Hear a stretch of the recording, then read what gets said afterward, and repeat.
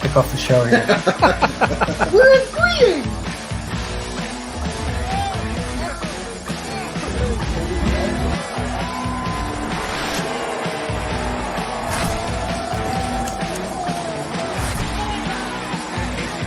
Himself cleaned up.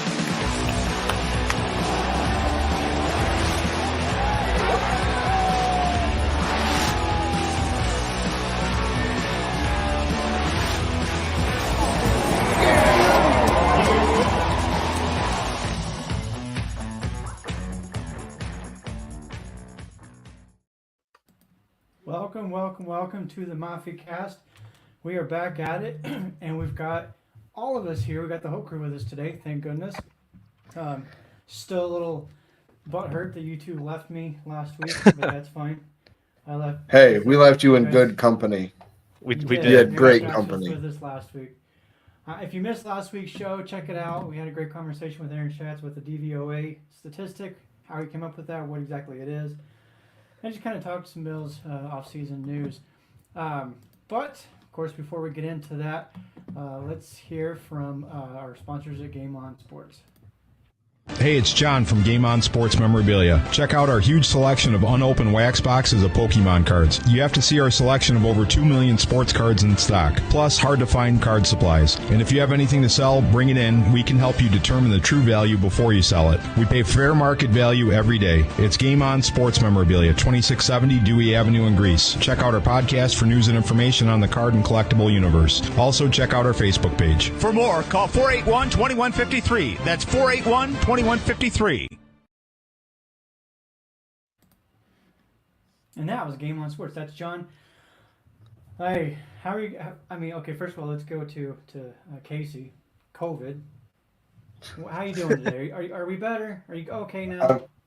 I'm much better than I was. I mean, Mike saw me at my lowest, and it was rough. I mean, this was the second time I'd had it, and it was way worse than the first time. First time it was kind of just one of those head colds, just kind of down and out for a couple of days. This time, I still can't taste. Can sort of smell things a little bit. I smelled my dog's terrible breath the other day, so that I was kind of excited. There you go. But Wednesday was the first. Yesterday was the first day that I was like, I walked into work and I looked at my buddy Jake and I was like, I actually feel like myself. Like I feel like I have energy. I mean, I went to work Monday and Tuesday and I felt like I was falling asleep, and I'm a truck driver. So that's like rule number one of not to do. Mix. So yeah, it does not mix. I'm a lot better, and I'm very happy. Definitely sound a lot better. Yeah. That's something. Which is good because you still look the same. Because we got plans this weekend too. Hey man, we're gonna need John to up that sponsorship if we're gonna fix this ugly mug. That's expensive. Mike, how you doing? What's been going on with you? What were you doing last week that was so important that you had to skip? So Sarah and I, Casey's sister, have been together 11 years now, and it's our anniversary on the 15th. We technically, I guess, got together the day after Valentine's Day, or it's something like that. So every year we have reservations. It happened to be on a Thursday this year, and the reservation gets made, and that's how it always is. But we had good steaks, excellent dinner and dessert, and I overate once again, and we had a good time. We eat out. We go out to the fancy joint like once, twice a year, and splurge a little. So it's always fun when we could do that. So yeah. And it's tough. I didn't want to miss that one either because it was cool having Aaron on the show and stuff, chatting on getting more depth in what he does too. So that was really cool. I actually I've watched the show over a couple times, but I just watched it over again earlier today. So I gotta admit, not anything too much, Mike, I did not. You've been in my life for 11 years. I didn't know that was your anniversary. Yeah. So that's my. It's not like that's we're married. My bad. We're not married. No, Hey, yeah, 11 Yeah, years. Dating You might as well anniversaries. We're all Yeah. still waiting on that one, the whole ring Yeah. thing. But Yeah. My sister's downstairs screaming, "Tell him, guys, tell him." yeah, No, we're no, putting she's Mike on upstairs. blast right now. We're all waiting patiently. So you got some supporters, babe. So All right, we hang need in to there. start. We need to start a bet. Who gets a ring first, my sister or Josh Allen? I don't like bets in you lately. I actually kind of like that one.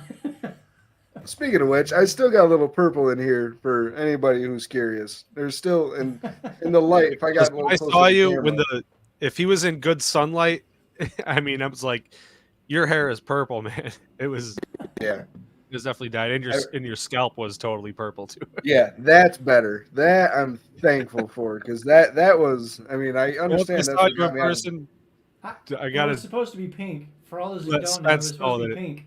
But, I know. it came out a different color. But And Spence said it was good enough, and yeah. if you seen him in person, it was. The second he said we're good, I ran. I was taking that and going with it. All right, let's well, before we kind of get Let's into see. some things, we have some announcements, something really cool coming up. I'll let Mike kind of tell everybody about this. This is exciting news. Something that we've been working on with our sponsors at Game On Sports and John and his store. So go ahead, Mike. What do we got going on? So John's hooking us up with we have a Josh Allen rookie card 2018 from Panini, and it's we're doing a giveaway partnering up with John, and we're announcing the winner next week's show, so we have a week to sign up. And what you do is you follow both Game On Sports and the Mafia Cast on Facebook. Tag 3 friends in the comment. It's easy if you get on Facebook. Go to either of our pages. You'll see the original post. Tag 3 friends in the comments. Like the post, and make sure you follow both accounts, and you're entered to win. We'll have John on the show next week on Thursday, and we'll announce the winner. So good luck to everyone. I got a graphic here I forgot to upload, but I'll try to get that up, give you guys a visual too, so you could see everything we're working with here. So give me a little minute on that, and we can update you with the visual stuff. But that's basically what's going on. It's pretty cool. It's a $50 value card, and it's just pretty. John's always got something cool over there at the store. We were just there a couple. Was it 2 weeks ago now? Last week? I don't know. Something Couple like that. weeks, yeah, three. I believe at this point. It's been a busy couple weeks for me, man. I'll just throw this in there too. Make sure you comment on the pages, because that's the only way we can verify that you've entered, because we need to obviously confirm that you're on the Facebook pages and following those. The last time we did something like this, there wasn't a lot of comments, so we had a hard time verifying if you're actually following the page, because Facebook is kind of weird when it comes to showing you who else is following. But at any rate, if you like, or if you follow the pages now, then that's going to automatically set you up down the road, because this isn't going to be the only one we're going to do. We're going to keep doing this kind of thing. We're really excited about 2024 and some of the things that we've got going on.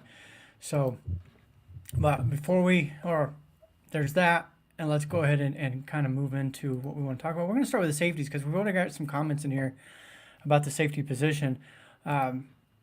Nicholas, get rid of Hyde, keep Poyer, pair him with Douglas. I'm assuming he means Rasul Douglas, but that's a corner.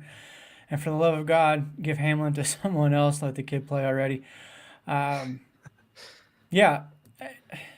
kind of torn on Micah Hyde, honestly.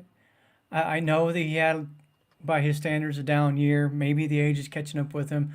I think it's more the injuries from the neck. But what do you guys think as far as, would you be welcome back a Poyer and Hyde duo back there, or are you kind of ready to let's get younger, let's look for some new blood and kind of rebuild that secondary? I'll always welcome them to safety for the Bills, no matter what. I mean, the Bills are definitely in need of safeties depth, and so I'd say both. I would welcome them back, but it's also time to to get some younger talent in there, and not just at the safety position either. I think across the board, the Bills, with the cap situation, are going to have to get some younger talent in there across the board and see what some younger players can do. I think these guys have one more year in them as a duo. I genuinely do. I mean, I think like you, Pop Ron. I think last year we can attribute more to Hyde's down year to the injuries. I mean, he came off a neck injury from the year before and then had a stinger, a neck stinger. I mean, he's going to play it safe and the team's going to play it safe. I mean, we all know the neck is something you don't mess with. And football is too physical of a sport to where if you can't go 100%, that's how you're going to get hurt. That's why teams make subs if, they're up big or down big in the fourth quarter, because you can't send the starters out there and say, hey, go half-ass. You have to go 100%. That was something that was engraved in us, like, from our coaches playing modified. You have to go 100%, otherwise you're going to get hurt. So I think he just wasn't 100%. I think he just didn't necessarily trust it, might have played it a little safe but I think it'd be a good idea I hope they come back this year because of the cap space, because I think Micah Hyde would come back on a relatively cheaper deal.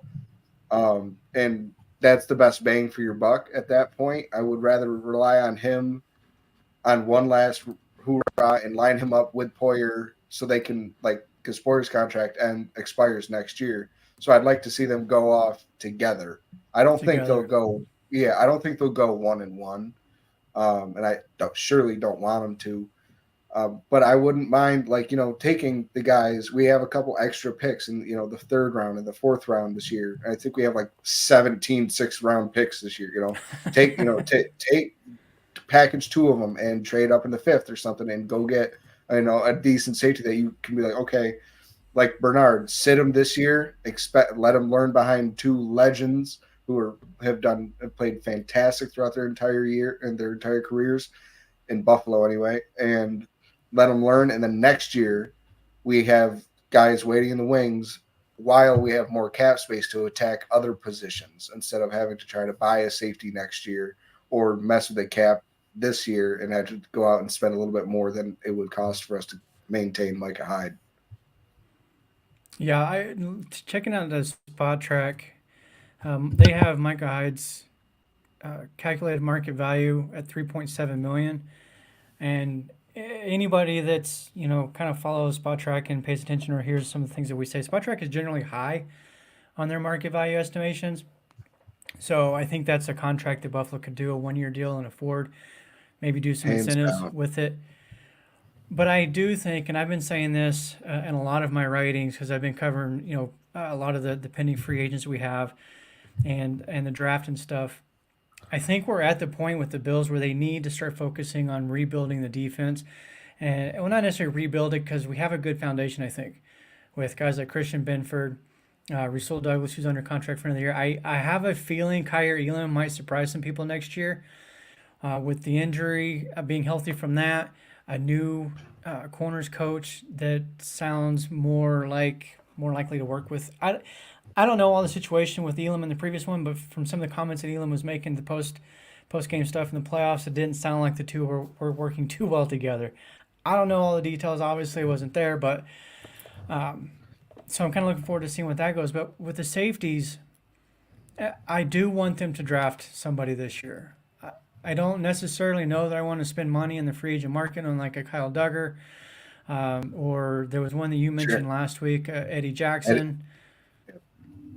Yeah, as far as Eddie Jackson goes, I know you want to talk about that, so I want to hear from you what your thoughts are with him. I just think that if we're gonna spend money on safety, I mean, he's somebody who's been an All-Pro, a Pro Bowler. Safety is a relatively cheaper position to pay for in free agency. So I think that he'd be somebody that we might be able to snag because he, like I said, he's got those accolades. Now he's looking for a ring. And we can all, for as up and down as this year was, Buffalo is a contender. They're ring chasing every single year. 100%. And I wouldn't be surprised if we start seeing players like Eddie Jackson, maybe not taking the biggest bag that they're offered, from, no offense, but let's say Carolina or somebody, and go to somebody like Buffalo to where they can have an opportunity to go get that ring. But Well, if he pulls a DeAndre Hopkins and says it's not about the money, I want a ring, then we know he's lying, and he's going to go sign elsewhere for the money. But sorry, I had to jump in there and mention that. What else you got? No, it was just. I mean, my number one hope is like what I just said to Micah Hyde. I think like $3 million, Brandon Bean can make that happen like that. So I think Micah Hyde's probably going to be the best bang for our buck.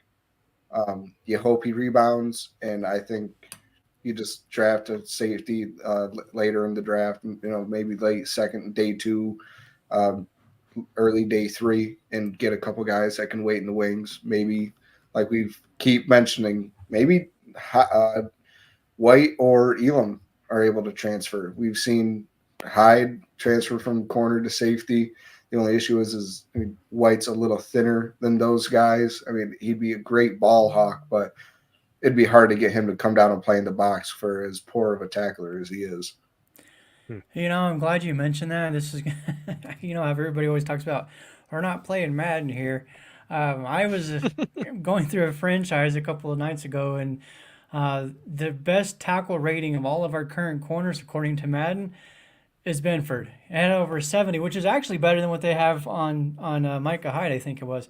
So I thought that was kind of interesting. Really? And we know that in the past they've kind of flirted a little bit with moving Benford there early on. I think the injury to Tre'Davious White kind of changed their plans.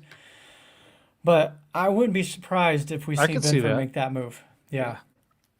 I wouldn't like it. I think he's played too well at corner. I mean, I think he can be like the future number 1 corner. And 1B to Rasul Douglas if they are the future at corner following this year, because Tre'Davious, it's going to be hard for us to get rid of him. It's another one of those Von Miller, Stephon Diggs contracts. It's not awesome. I think we can save $10 million, but there's still dead cap that we would have to deal with. So on White, yeah. Am I wrong about the dead cap, or can we actually? Because I've got a spot track right here in front of me, actually. After June or something. But I just think that Benford's played too well. And not that he's cemented into the position, but I think that he's proved his worth. He's shown that he can play here. And he has. He's definitely earned to be the starting corner on this team. What if Elam comes in and plays really, really well, though? Would that maybe? I think it's just going to be too hard. I mean, he's going to have to, blow the doors off of Benford. And we saw their rookie year. Benford came out, started week 1 over Elam. So even then, before all the injuries, Benford was better than him, and as a 5th, 6th round pick out of D1A Villanova. So I think it's going to be really hard. I mean, if he does, hey, now we have a corner problem because we almost have too many good corners. You can't use them all. Yeah, that's kind of where I'm leaning. Like you just said, Trey White comes back. He'll probably be back around first month of the season or so, because I believe that's kind of when he got hurt. I'd say October. He'll probably be back. Probably something like Von Miller. Right. So if he comes back and if he plays well, there's a lot of what ifs, right? Like that's the problem with their corner position right now. If they all come back and they all play well, then what are you going to do? These guys aren't going to want to sit on the bench. Trade somebody. Yeah, but I don't think you want to do that as a team, because if you look at that, Rasul Douglas is 29. I think he turns 30 before the season starts. Yeah, so he's moving into his 30s. I don't know if we want to extend him much beyond 2024, maybe a year or two. I could see a 2-year extension coming this offseason. Yeah. Make it a 3-year deal, spread out the cap. Yeah, so it'll definitely be interesting. I personally think that if there's anybody that gets moved to safety, it would be Benford, because I think he just skill-wise fits the best. Agreed. But yeah, it's going to depend largely on Dane Jackson. He's a free agent too. If he doesn't come back, I don't know, Levi Wallace 2.0. I don't know. He Dane gains my Jackson's your respect favorite. more. He gains my respect more and more every year, like because he does because on one hand, all of a sudden he'll make a great play. The next hand, I'm like, dude, what are you doing? Like it's just one of those like it's kind of like Gabe Davis to me. Like it's too wishy washy. I'm a person more so on consistency. Like I don't know if it's an OCD thing. Like I got to be on time to everything. Like it's just I just want consistency. Either be good all the time, like average good all the time, not pretty good, and then not very awesome. Like I meet me in the middle. Just be good. Like and I'm fine with that. Average And is see, fine that's as long as it's consistent. Even. Yeah. and Like that's like, where I'm at with AJ Epinesa. Like 1 week he's awesome. The next 2 weeks, is he on the field? Like, is he playing? And it seems like, honestly, it seems like we have quite a few guys on this defense like that. Well, on offense too. When you mentioned Gabe Davis, you look at you mentioned them with Dane Jackson. You look at Epinesa. Even Ed Oliver had a fantastic year, but there was a couple games where he disappeared. I don't expect these guys to be all pro every single week, but in the playoffs, and you're playing the Chiefs, you've got to step up. You, somebody on that defense needed to step up, and no one did. Not a single soul. And that seems kind of like the trend over the last 4 years with this defense. When you look at it, what's the common denominator? Well, you could say the head coach, obviously, and I know there's gonna be people like, oh, got to get rid of McDermott. He's the problem, and whatever.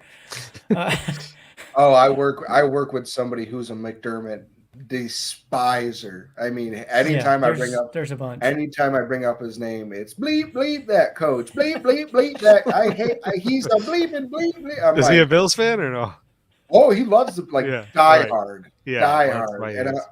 I'm like, so finally one time. I'm sorry, I know we're going off tangent here, but I Always do. broke down and I was like, all right, I want to hear like what your reasoning is that you don't like him. And he says, and he said that he doesn't see McDermott really, he hasn't gotten better as a coach, in his opinion. He says that he hasn't really learned from his mistakes. We know his record with challenges. We know how atrocious that is. His time management skills, especially late in games, hasn't always been the best. And I see growth. Since his first year here with the Bills. There were times when I was ripping my hair out as a fan, like I'm sure many other people were, being like, how do you not call a timeout? Or why did you call a timeout? Why did you throw that challenge? It wasn't worth it, or it clearly wasn't going to happen. What did you see? Like, who told you what? But he just doesn't see it. And I get it. At this point, after 7 years, getting the AFC Championship game at the playoffs 6 out of 7 years, it's one of those things to where some people feel like they're beating a dead horse, like just running it back with McDermott. But I want him at the helm, right now, I'll say. Me too. I think we've all made our feelings on that pretty clear. The other, to me, common denominator is the players. The defense has been pretty much the same group of people for the most part. Added a couple people here and there, Von Miller, of course, which that's a whole nother story. And this is one reason why I want to see an infusion of youth. Like we've got 10 draft picks, I think. And I know people, they laugh at me when I say this, but Bean needs to keep all 10 of those picks. I understand why people think that's funny. I get it. But It's I really funny because think we all know it's not going to happen. I know. But I wanted to keep all 10 and draft all 10. I would say I'll go 6 on defensive side at a minimum. Bring in 6 defensive players, new guys. Be prepared to lean on those defensive guys, especially right now. I think this is the year, 2024, where you almost have to do that. And here's one reason for that. We're 50 plus million over the salary cap. There's a lot of talk about restructuring Diggs and Miller's contracts to help get us down. Yes, that would help get us down right now. But what people don't think about is the fact that money still has to get paid. You're just moving Just it from gets- this year to the next 2 years, and next year we're in the same boat. Yeah, it starts piling up. Just And just to take be- your to be medicine hon- now. To be honest, like if we can get through this year and not not kick everything down the road, we're not in a bad shape, like cap wise. I was looking last week on Spot Track, and I noticed like we were like the next 2 years we're projected to be over the cap by something like 30 million, and that's before clearing anything up. So I think like you're saying, we just need to eat our lumps this year and deal with it. Get through it, do what we need to do. Like you said, draft young, and next year we can be buyers again at free agency. We not get Saquon Barkley and Von Miller and DeAndre Hopkins, but we might be able to sign one of those guys and then fill out the rest with the mid-tier players. But that we just need to take our lumps this year. Sorry, I didn't mean to interrupt you, Ron. No, you're spot on. Exactly. What Good do you stuff. think, Mike? I mean, it's hard to follow that up. I mean, he nailed it. I can't add much to that, honestly. Matthew in the comments wants to know if we've discussed draft prospects yet. I assume you mean like all of them. I'm not sure if you're referring to a specific position. But there are a few safeties that I would not, be mad about. There's one. In fact, if you're looking at PFF's draft board, their what are you going to call it? Their top picks or whatever. Mm-hmm. Tyler Maven from Minnesota. He's number 32 overall, and he's their top safety in this group. I don't have a whole lot of the details on him as far as the 40 and all of that kind of thing, but he's a 6'2", 210-pound safety. I do like the size. That's a big boy. I just don't know if I like that a safety as the first pick. Given the situation, though, he could be the best value at that spot. Yeah. But we also saw last year with Brian Branch. I mean, was clearly hands down like the best safety prospect, and he fell to like the third round. There might have been one or two safeties taken before him. And I think he was like the Lions' third leading tackler this year, behind He had a good year. Jack Campbell, Mike's prospect love last year, his man crush. So I think safety is somebody that seeing how the board starts falling, like we might be able to wait and trade back up late into the second round or trade up in the third round and be able to grab him or somebody like a Cam Kitchens, and not have to rely on him to play next year if we can get Hyde back. You know where Pro Football Focus ranks Cameron Kitchens? Probably like 78th. Pretty close, 80th overall. He's 6 foot 205, another big guy. They have him 1, 2, 3, 4, 5, fifth best safety in the bunch. There's Jaden Hicks, who's the 56th ranked according to Pro Football Focus's draft board. He's 6'3", 212. I do like the size, and I do hope that's what they like. Nothing against Damar Hamlin. When I see him on the field, though, he looks small to me, and maybe he's not. I actually haven't looked up his sizes or anything like that, but he plays a lot bigger than he looks to me, and while that's commendable, I want a defense with some size. Like let's kind of transition into defensive tackles a little bit because I know we want to talk about that too. Even with Ed Oliver, I love his play. I like watching him play. He was really, really good last year. I personally am not a big fan of the undersized defensive tackles because I remember back in the early or late 90s and early 2000s when we had guys like Sam Adams and big Ted Washington, like 700 pounds worth of man meat in the middle of that defensive line, and they could not be moved. And Buffalo had one of the best run defenses, one of the best overall defenses in the league. In fact, 1999, when they lost to the freaking Titans in the Music City Miracle, baloney, we had the number one defense in football. I like those big dudes in the middle because like 2 guys that big, Yeah. you have to double team them. And now, what are you going to do with, you got Von They're Miller or just Leonard the- Floyd or AJ Epinesa? It's just the Give me some physics or the size. science behind it. It's like they take up more space on the field. The gaps are Yeah. tighter. Like it's just Well, and if you're, that's what it is. I have one comeback. okay, Aaron Donald. there's some exceptions, yes. And so But there's only one Aaron was, Donald. but that was the comp for Ed Oliver, was not saying that he was going to become Aaron Donald. I mean, because like you just said, there's one Aaron Donald. I mean, the guy has a walking 6-pack. I mean, it's gross the kind of shape he is in. Ed Oliver, I mean, he's built he's built how a defensive lineman is supposed to. He's just a little short. See, this is why we don't have nice things. It's okay, it's just a keyboard.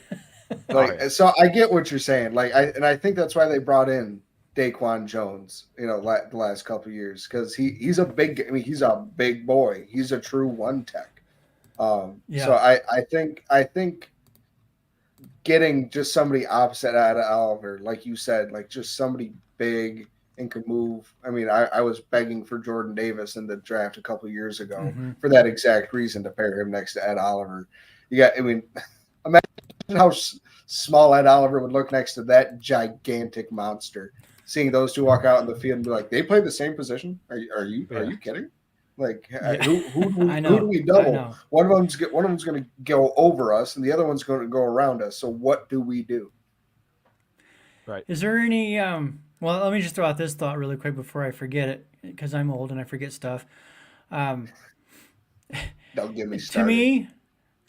To me, those big 320, 330, 40, whatever pound guys, they rarely have a bad game because they're still going to be big.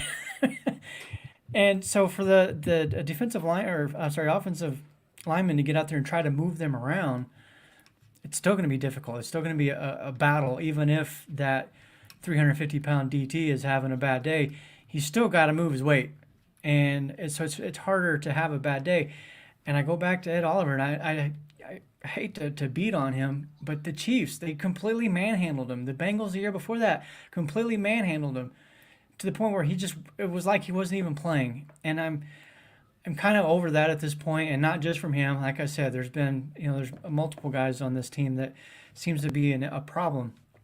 But from the list of free agent guys, there's a few there that I do like, but there's not a lot of younger defensive tackles. Most of them are older. Is there anybody out there that you guys like? Go ahead, Mike. Is for D tackle position, I want to say, well, like obviously you pointed out that most of them are older, the free agents. So when we talk about moving up in the draft, I think that might be worth it because the safeties might be more available later in the draft. I think there's more defensive interior guys that are going to go earlier. So if we're going to move up, I think we should go that route. We tried the free agency thing, sort of with Puna, and it didn't really amount to anything. So maybe some newer, younger talent there. Yeah, Puna Ford, rather than the free agent pool. Granted, but I also he's not that old, but while I'm talking about the draft and we were just talking about safeties, I just want to throw out another name. Kalen Bullock from USC is ranked at 45 on PFF right now. So that's another one to look out for. It says he has a rare range in coverage, elite athleticism, and makes him a turnover machine in the past 2 seasons. So when you hear stuff like that gets you a little excited. So and he's later than the other ones. So if you're going to go high for a tackle, I think you could wait in the draft and probably get a decent safety this year. Yeah, I just kind of go back to what Casey has said a couple of times now. If you want to get an elite defensive lineman, you got to get him early. Yeah. And there is one defensive lineman that I'm going to bring up because Matthew here kind of already addressed it. I think not that one, sorry. This one, I think we trade up in the 50 range to pick up Tafondre Sweat. I didn't know a whole heck of a lot about him until today. I was starting to write a piece on him, and this guy is a mammoth, 6'4", 362 pounds. Give me that all day long. No, we all All we all day. know in the pros he's going to drop down to about 340 I'd because still give me but that. yeah, I'm sorry, but 340. Oh, what a That's a shame big, because he's big also. I mean, dude. he's also young. I mean, he's still got a little bit of that baby fat on him. So Yeah, I mean, don't we all? But like Yeah, yeah. he, yeah, you we'll know, the call it that. NFL. Yeah, yeah, it's baby, not beer, right? Yep. Um, No, not at all. the NFL, like, well, I mean, they whip guys into shape, and we saw what McDermott did with Epinesa. His first year, he came in at 280, and he made him drop 20 pounds. And Was we he saw really 280? he was right Wow. around there, and maybe it was 280 Yeah. to 260 and 260 to 240. I can't remember, but and then we saw it like he wasn't playing well at all his rookie year, and he just didn't look comfortable, and he kind of wasn't sure how to use his body at that point because he had never usually played it that way. It's a whole different play style. He got a little faster, a little quicker. So they made him put on some poundage again, and we've seen what he's done the last 3 years. He's done nothing but get better and make more of an impact on this team. So I Every think it's couple just weeks, one of yeah. the here, pop around. We're gonna fight. Don't hate on my man AJ. And I could see that. I could see them doing that with Tavondre Sweat because he won't. I I feel like Daquan is going to be coming. Daquan Jones is going to be coming back. I I do really do. I too. just have that gut. I have that gut feeling to where he'll be back. Probably sign a 2-year deal. With next year, with the second year probably being a little bit of a void year or incentive laden year. And that way they can work with Tavondre Sweat, make him tackle 3 or 4 and get him, 10, 15 reps a game, get him used to the NFL, used to his new playing style, his new body Hmm. style, and let him learn behind Daquan and Ed, who were solidified as 2 very good tackles in this league. Yeah, I kind of laid it out in that article that I'm writing up, or just well, it'll go live tomorrow. But anyways, the direction for me that I want to see at the defensive tackle position, obviously Oliver's under contract. Let's re-sign Daquan Jones. Even though, yeah, we keep talking about getting younger, I think he still has a year or two of elite play left in him. And then let's go out there and let's sign a large man free agent. Not one of these bigger ones because guys like DJ Reader, who would be fantastic, I believe he's in the 320s. Great talent. I think he'd be awesome. However, his market value, according to Spot Track, is set at 14.9 million, or estimated at Not a 14.9 million. So chance. I don't Wow. see that one happening. But there were, I lost There's and go guys back to like it. There were, there's go ahead. guys like Shelby Harris are out there, all these guys that are starting to hit age 31, 32. They've Sheldon Rankins is out there. It's just He's on the smaller side though. is so, but he's still just one of the. And there's also, again, like we said, not many defensive tackles out there in free agency this year, that are even, no offense, but too worth mentioning. That would make too high of an impact. My opinion, I'm kind of down for bringing back Linval Joseph. I think McDermott saw that we needed some meat in the middle of the defense last year, brought him in, and he, in my opinion, he played well. He did exactly what the team needed him to do. He ate up space. He made some key plays here and there when we needed it, and I think he'd be perfect for like uh, a fourth tackle, a defensive tackle on the team. Mix him in with another, like we said, somebody like a Tavondre Sweat. And then we have Puna as defensive tackle 5, who can be, he's our inactive on game days, just like this year. Well, I've I'm against Joseph. It's a simple fact that he's like 95 years old.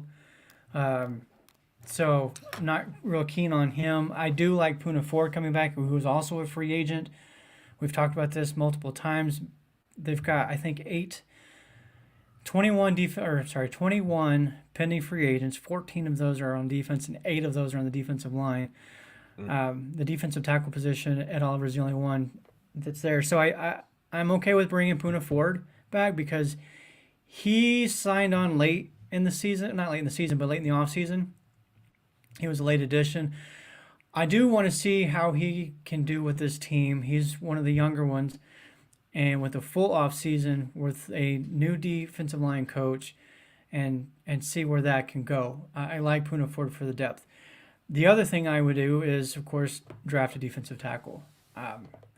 Where that ends up being, I don't know. I feel like this year more than maybe the last couple of years, the Bills have a few more questions at some positions than they've had in the past that they need to answer. So I think it's going to be hard for as fans to get for the Bills to draft all the guys that we want.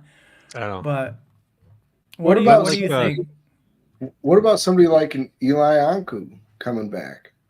And we saw when he was elevated the last few years, he'd come in because we had so many injuries at defensive tackle.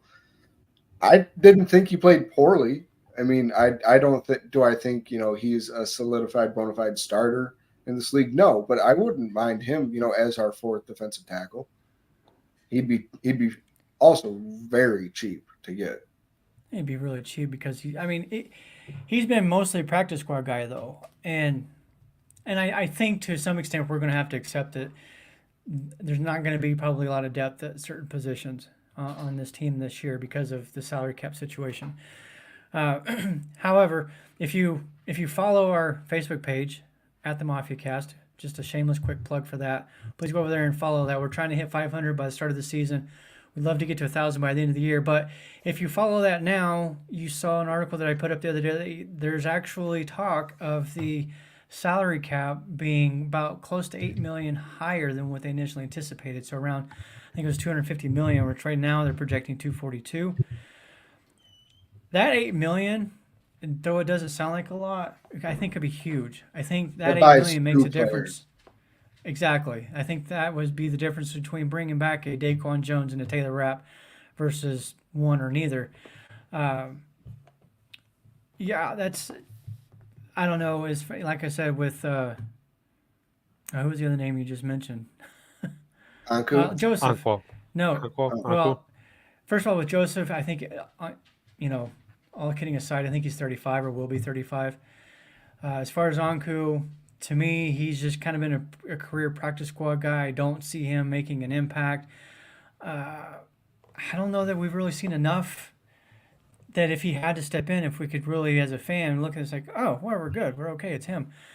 Because there was such a drop-off from Jones to everybody else. I personally, that makes me nervous. But, we're going to feel that way with a rookie. What do you got, Mike? I don't know. I know you and Aaron kind of more talked about it last week. That like moving back in the draft might almost be your best chance. Kind of the quantity. I don't want to say quantity over quality, but the way he put it is, you have more lottery tickets, and we might be at a time now where I think we are all kind of getting into it. That we got to fill this team with younger talent now, and maybe that's the move. Maybe we don't move up and get Devondre Sweat. So we just we go for depth. We get as many as we can, and there's third, fourth round players that end up being great in the NFL. So the more lottery tickets you have, the better chances are that you're going to hit and get somebody. Which is why I don't want to give up any of those It'll draft cost picks. a lot less. Matthew here brings up a good point in the comments. Tim Settle being a letdown really set back this defensive tackle room. I'll be the first to admit I was really, really high on Settle when they first assigned him. Casey, you too. And yeah, he's kind of been a letdown. He's been an okay rotational piece, but I expected a lot more out of him. He came over from Washington the year after my wife and I met, and that's who her team is. She loves Washington. And why, I have no idea, but she does. It's a family thing. It is a family thing. It's her dad's team. Well, Well, And yes. I got to see Oh, it. You know, I got to see him play. You know, but he was when he was playing for them, but he was playing behind Duran Payne and Jonathan Allen. And you're just, I mean, you got to be world class to get in front of those guys. I mean, those are two bona fide studs in this league. But when he did play, like I was very intrigued. Like he it's not like he was getting in the backfield making a sack or a tackle for loss every other play, but I thought he held his own. I thought he played well. And so when he came over to the Bills, I was like, that's exactly what we need. We just need somebody who Mm-hmm. to be able to come in off the bench and just hold it down for a couple of plays, give these guys a breather. You know, maybe every third game he gets a sack, he makes one impact play. Cool. That's what you're looking for from depth rotation players. And I thought we were going to get that. And he, like Matt said, he has been probably my biggest letdown um, the last few years. Like just personally, I had very high hopes for him. What do you think about Marcus West, the new defensive line coach, versus Eric Washington? Because, like I mentioned, well, I've said it a few times now, the defense just kind of let us down in the playoffs. And part of that equation has been Eric Washington the last handful of years.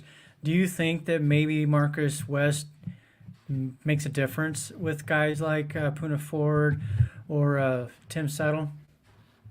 I'll let Mike take this one.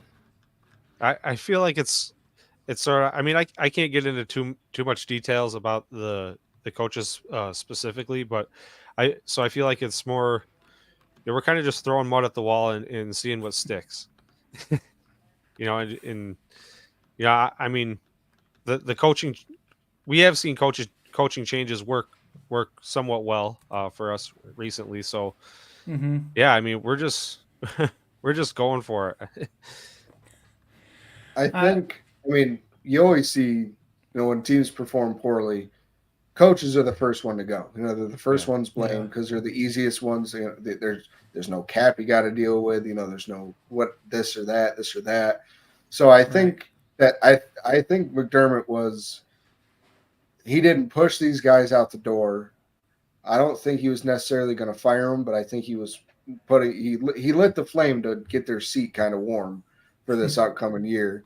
And I think it's just one of those we're waiting to see like we're trying to scratch out every variable and figure out all right, what is the problem? And we McDermott's now got a new OC, he's got a new DC, he's got a new safeties coach or defensive backs coach, he's got a new linebacker coach and a new defensive line coach. If this team performs the same like in the playoffs as they did, like defensively, I should say, as they had the last couple of years, you know, and not be able to get to Mahomes at all, not be able to cause turnovers, then yeah, then that's where everybody's gonna be like, all right, there's only one variable left, and that would be McDermott. So I think he's doing his due diligence and just seeing what truly is the issue. Was it the coaching, or do we now need to shake up the entire defensive roster The before one he other loses his variable, job? the one other variable that I'll throw in there though is the injuries. I think the last 2 years that's been the issue, more so than anything. And I know there's a lot of fans that are pretty upset with Von Miller and his lack of production, and blaming Bean for that horrendous contract. But let's be honest here: if Miller goes out there and finishes last season, and he makes a big play against Joe Burrow for a strip sack, and he finishes the year with 15 sacks and comes back and does it again this year, nobody's complaining about anything. They're like, oh, the best Right. deal Bean's ever done. He's just Right. playing, big baller Bean. He's the man. You can't. The injuries just completely change everything, and I think as fans, that's one thing that's so frustrating. You Is can't that, predict it. Yeah, that's You the can't one thing in the blame last 2 years that's killing us. Yeah. you can't blame Bean. Every team offered Von Miller that sized contract. Every single team, the Broncos, the Rams, the Bills, we all did it. Like you guys just said, it's injuries. I mean, it happens. You can't blame a team. You can't be scared of that. That can't be something that sways you. Now, if a player is, if it's somebody like a Sammy Watkins, yeah, maybe let's not sign him to a 5-year, $160 million deal. But somebody like Von Miller, who only had before he blew out his knee, he only had 2 serious injuries in the 10 years that he had played in the NFL. I'll take that, for as explosive and as hard of a position as he's playing, and putting all that pressure on his knee and his ankle like that. Like I'll take those odds. And at that point in time, I mean, yeah, that was a very fitting contract for somebody who just came off of winning a Super Bowl and having an amazing year with the Rams. We're gonna take a quick tangent because you mentioned his name, Sammy Watkins, and it's funny that you mentioned the name because Fernando, our fellow Buffalo Rumblings podcast host, check him out. He does some great work. He posted up earlier today. Somebody actually asked the question: name a trade or free agent signing that you loved the day it happened but hated later on. Fernando, of course, brought up Von Miller, which kind of sparked why I wanted to bring it up. But then you brought up Sammy Watkins, which is funny because that was mine. And I said the Sammy Watkins deal, he was said by so many analysts at the time to be the next Jerry Rice. Took the Bills years to recover from him. And of course, then Fernando came back, and he's a Sammy Watkins fan apparently. And he said, "I won't accept Sammy Watkins slander on my timeline." All jokes aside, he goes back to injuries. It is Sammy though. Watkins, and that being the reason for it. But what I remember is just one team every single year. He was a different team, a different team, a different team. Correct me if I'm wrong, guys, because I haven't looked it up, but were there really that many injuries early in his career that set him back that much to turn him into basically a journeyman wide receiver? It wasn't. It was just the same. It was the same injury over and over again. It was his foot, and he admitted that like when he played for the Bills, he came back too soon. He pushed it and he came back too soon, and it wasn't healing right. And I think the Bills, like they traded him because they were like, we have to cut bait, like we have to get something for him while we still can, And throughout his career, when he played for the Rams, he played for the Chiefs, the Packers, like all of them, like there were always injuries. He ended up with the Ravens at one point too, and the Ravens, and I think at that point they were just like, no, you're definitely just not that good anymore. That's crazy, man. I never thought how many teams he was on. Yeah, I mean, it was a lot, and it was because he couldn't stay healthy. So Fernando, if you want to come on here, receivers. If Fernando wants to come on the show and debate about this, we can, because there's a difference between Von Miller getting injured, for the third time in his 12, let's just call it 12 years, because I don't know how long he's been in the league exactly.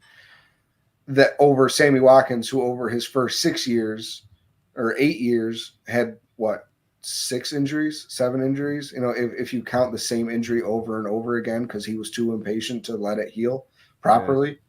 Yeah. But again, do you attribute that to the player, or do you got to put some of that slack on teams to where you have to sometimes protect the player from themselves? I think a lot of that goes back on the team, because we know McDermott and company, they are very conservative with returning players off of injury. I don't know. We're getting short on time, but there's one other thing here that kind of getting back on track a little bit, that Matthew brought up another player, defensive tackle, McKinley Jackson. Yeah, he's another big guy, 6'2", 325, and he is definitely somebody that you can get later on in the draft as well. But again, I kind of go back to what you said. If you want to get an elite defensive lineman, you got to get him early. But that's usually more so the case that's usually more so the case for an edge. If you want a bona fide edge like that, is going to be good, they're going to be a top 5 pick in the draft. I mean, Aiden Hutchinson, Trayvon Walker, a couple years ago, like those two guys, they all said Trayvon Walker isn't, and he is not a number 2 pick worthy right now, but watch him grow. And this past year he's played phenomenal. He took a huge step from his rookie year. And then you look at the Bosa brothers, you look at Von Miller, you look at Myles Garrett, all these guys, they went top 5. And it's because people what you're going to get out of those guys. The Bills been taking end of the first, second round guys since we drafted Shaq Lawson at I think like pick 16 800 years ago. That's the highest we've picked a defensive lineman. So it's just we've been doing a lot of projects with guys, and I think we're all Bills Mafia as a whole starting to want somebody who's more bona fide and solidified, more of a sure thing than somebody who could be amazing. We want somebody who's just going to be pretty damn good, like consistently. Yeah, but to Brandon Bean's point, if you want to get somebody like that, he doesn't want to be bad. He doesn't want to do get. it. Yeah, he doesn't want to be bad enough to get Jamar Chase. Yeah. So that was. The quote. Let's move in really quick to the next thing here, the running back room. I believe this one is similar to actually the defensive tackles. We got one guy under contract. Who's the second one? Hines. That's right. Yeah, he's on a contract year, so 2024 is his final year. And with him, I do remember Brandon Bean and one of the post-game or the post-season or after-season press conferences, whatever you want to call it, he did comment that Hines is part of their 2024 plans, but if they let him go, it's a $5 million savings, and the hit is like $1 million. It's not anything. I don't know that he survives the salary cap casualty situation, but is he going to be one of those guys that Bean's like, hey, we're going to cut you. I'll meet you in the parking lot in 5 freaking minutes. Don't drive away. Because we saw that we see him do it with Reed Ferguson every single year. Yeah, he's like, hey, we're gonna cut you, and Reed's like, all right, I'll be grilling. Like, let me know, Grills Mafia. And like, because it's just one of those things. That's how GMs can work their magic. They can cut guys and they know that they're going to be on the team or they're at least going to be competing for a spot in the team. And so, hey, we're going to cut you now. We got to save our space. And then we'll sign you to an incentive deal where you should make that same exact money that you would have made this year. Just it won't count against our cap. Yeah, I'd be okay with that. What about the other guys? Ty Johnson, Latavius Murray, and Damian Harris. Any of those guys you want back? Those are all contracts that are all up? Yeah. Yeah, those are all pending free agents. Ty Johnson looked really good. Don't be a homer. Okay. Don't be a homer. We do you don't love want to bring back the Latavius, oldest running back in the league. Yeah, but Ty Johnson looked really good. He did. He had some really good moments. Like I said, we love Latavius, but there was a couple of questionable things this year. I think the age caught up to him at the end of the year. Yeah, well, I think it's more so. It's a long time to be in the league. Age caught up to him. The average running back lifespan in the NFL is 3 years. So for him to be in the league for this long, into his 30s, that's Frank Gore. Like, yeah. I mean, does he have the same stats as Frank Gore? No, but like the longevity is, like Ronnie said, impressive. Yeah. He's just not a very good catcher. And right. We need more he's a of great receiving blocker. type backs. Right. But do we? I don't. Well, okay. First of all, I'm not a big fan of the specialized running back, and we've talked about that before. I want a guy that can do it all, right? Yeah. Offers more versatility that way. You can do more with your offense with him. I was kind of chuckling a while ago because you mentioned Frank Gore, and I kind of wonder if you're reading my mind or if you're reading my articles, because I mentioned Frank Gore as a possible draft pick for the Bills late in the draft. For those of you who don't know, this is Frank Gore Jr., whose dad just retired a season ago, so that's kind of odd. But I watched him at, I believe it was the East-West Shrine game that he played in, and he was fantastic. I think he had like 80 yards on 6 carries, a touchdown, 3 or 4 receptions. Like, he looked good. I would not be opposed to the Bills going that route. Keep Hines, keep Cook, draft Gore, and let's roll with those 3. I don't need the big power back. If the offensive line just blocks, you don't need a power guy, right? Just open up the hole. The guy can go through it. You see what Cook can do. Yeah, I mean. Everybody said he can't run between the tackles. We got 2 good tackles, and look, he's able to do it. Yeah. Damon Harris just gets hurt all the time. I was excited to see what he could do with this team last year because I think he is a good back. But it's pointless if he's on the bench or in the medical room the whole time. And then who was the other one? Who are we missing here? Ty Johnson. Ty Johnson. The Bills carried 4 running backs this year, right? Not counting the fullback. No, we only carried 2. No, they Ty didn't. Johnson. Yeah, Ty because Johnson, Harris was Latavius, IR. and Cook. Yeah, Hines was IR. So I don't know if there's room for Ty Johnson if they keep Hines and obviously Cook, and then they draft somebody. They could keep Hines, Cook, and re-sign Johnson. But then, to me, I don't see Johnson re-signing if he is the number 3 guy. Yeah. Yeah, but he had his chance. He had his chances last year, and he started on our practice squad for a long time. Well, I'd say a long time. We started the year with just Latavius and Cook for a while. First few games, and then Johnson wasn't even supposed to be here. And then next, we signed him to our practice squad, and he just lucking out due to injury, got the chances and played well enough. I think he would stay here because he was used even being the 3rd running back this year. If we offer him, not a vet minimum deal, but a low offer deal, and we can just maintain the running back room because he's young. I think that he and Cook could definitely be the future 1-2 punch for us. Following this year. Even with Hines, we just let the Hines contract expire after this year, and then it's Johnson and Cook, and then we bring in a rookie next year. Yeah, I could certainly see it that way. Really quick, we're towards the end of the show. Please hit the smash the like button and subscribe. Check us out over on the Facebook page at the Mafia Cast. You can also find us on Instagram, same thing at the Mafia Cast. And before we go, Mike, what do we got going on as far as the giveaway? I know. I finally got the graphics. So I just want to throw this up here so everyone can see. It's a Josh Allen rookie card provided by John at Game On Sports. He's hooking everyone up. Everyone's got a shot to win this thing. We got a week going on with this contest. So what you have to do is get on Facebook, like and follow both pages, Game On Sports and the Mafia Cast. Find the original post, tag 3 friends in the comments. Make sure you like the post, and then you're entered to win next week's show, 7 p.m. on Thursday. We will have John on the show, and we will elect the winner, and that'll be announced. And good luck to everyone.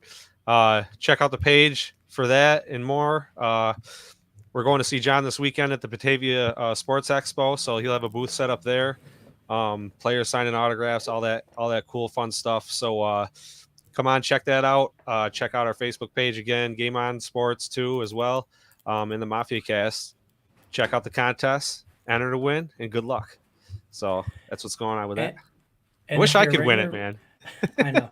If you are a regular listener of our vidcast, please tell your friends who are not watching to either watch or check out the podcast version, which usually drops tonight. I get it uploaded later tonight, but spread the word, people. We want more people. We want to build this family, this community of the Mafia Cast. That's right. Bills Mafia. Casey, do you have anything else you want to add? Nope. All right, we're gonna get on out of here. We'll see you all next week. Go Bills. Go Bills. Go Bills. Tell your friends.